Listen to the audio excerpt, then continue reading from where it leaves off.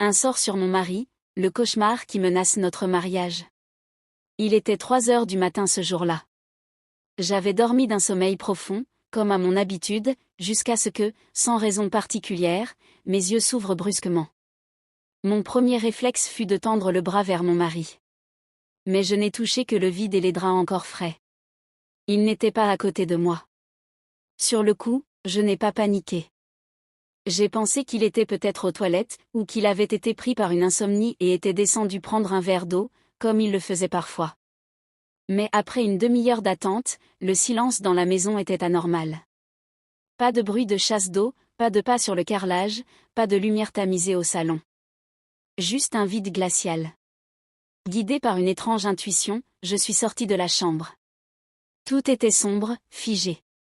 J'ai avancé dans le couloir, et c'est là que j'ai vu une lumière allumée sous la porte de la chambre d'amis.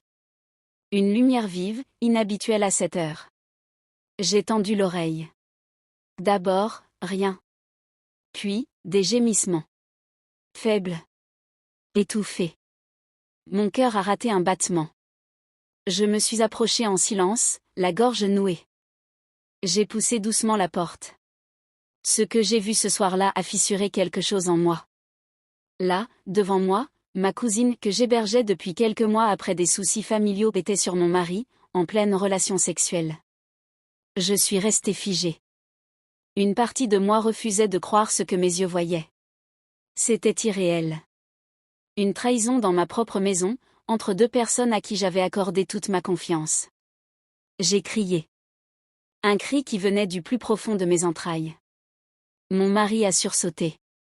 Mais le plus choquant, ce fut son regard. Il semblait totalement désorienté. Comme s'il venait de se réveiller d'un cauchemar, comme s'il ne me reconnaissait pas immédiatement. « Ce n'est pas moi », a-t-il crié.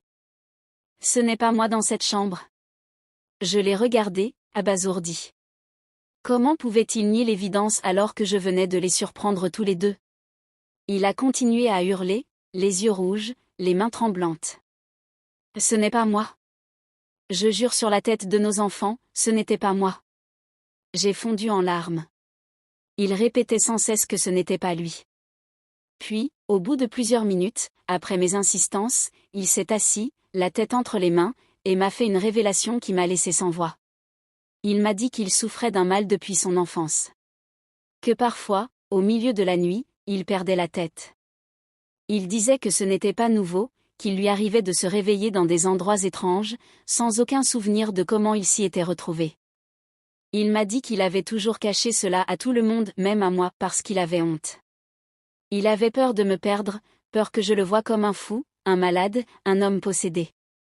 Ce soir-là, il prétend avoir fait une crise, selon ses mots.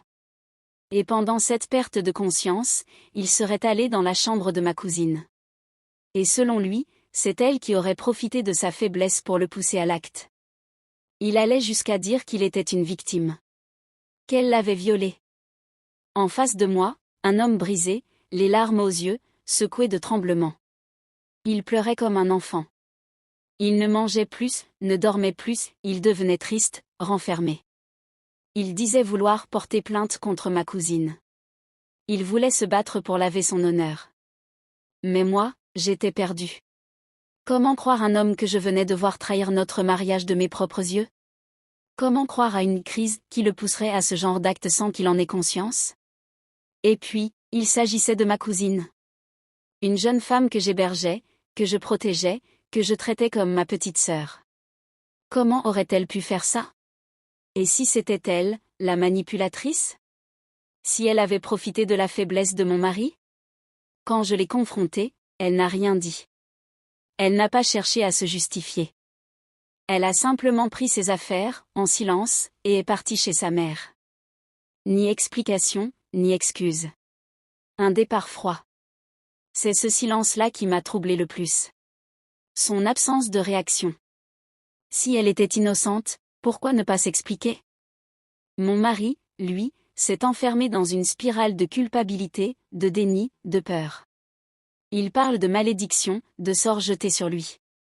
Il dit que depuis son enfance, il sent qu'il y a quelque chose en lui, comme une force obscure, une énergie maléfique qui le pousse à faire des choses qu'il ne contrôle pas.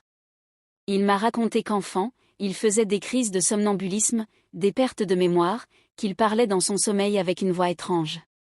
Ses parents, très croyants, l'avaient même emmené voir des hommes de Dieu pour le délivrer. Mais les crises n'avaient jamais complètement cessé. Aujourd'hui, il croit que cette chose est revenue. Et qu'elle menace notre vie de couple. Il veut aller voir un pasteur, un prophète, un marabout, peu importe qui, pour qu'on le libère. Il veut se battre, dit-il, pour sauver notre mariage, pour ne pas me perdre, pour se retrouver lui-même. Mais moi, je ne sais plus. Je suis blessée, trahie, confuse. Une partie de moi veut croire à son histoire. Parce que je l'aime encore. Parce que je vois sa douleur. Parce que je sens qu'il ne joue pas la comédie. Mais une autre partie de moi se demande si je ne suis pas en train de me faire manipuler. Est-ce qu'il utilise cette vieille histoire de malédiction pour justifier son infidélité? Est-ce que je suis en train de me perdre dans ses justifications? Je me pose 1000 questions. Je suis coincée entre la douleur, l'amour et la peur. Peur de me tromper. Peur de faire du mal à mes enfants. Peur de rester avec un homme qui pourrait refaire la même chose demain. Mais aussi peur de le laisser tomber alors qu'il est peut-être réellement en souffrance, victime d'un mal qui le dépasse. J'ai besoin d'aide. J'ai besoin de comprendre. Est-ce possible qu'un sort ou une malédiction puisse vraiment pousser quelqu'un à agir contre sa volonté? Dois-je l'accompagner dans cette quête de guérison, ou dois-je me protéger et tourner la page pour me reconstruire loin de lui? Je suis brisée. Fatiguée. Et plus que jamais, j'ai besoin d'un conseil sincère. D'un regard extérieur. Que feriez-vous à ma place?